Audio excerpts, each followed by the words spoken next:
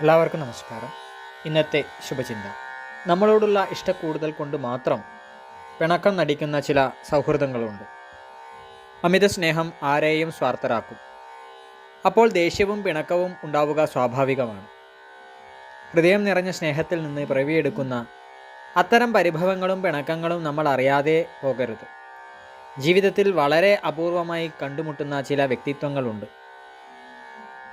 വളരെ യാദൃശ്ചികമായി നമ്മുടെ ജീവിതത്തിലേക്ക് കടന്നു വന്ന് നമ്മളിൽ ഒരു പുഞ്ചിരി അവശേഷിപ്പിച്ചു കടന്നു പോകുന്നവർ. നമ്മുടെ പ്രതിസന്ധി ഘട്ടങ്ങളിൽ കരുതലേകിയവർ.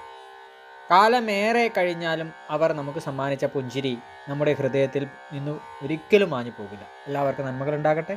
എല്ലാവർക്കും ജീവിത വിജയം ഉണ്ടാകട്ടെ. നന്ദി, നമസ്കാരം.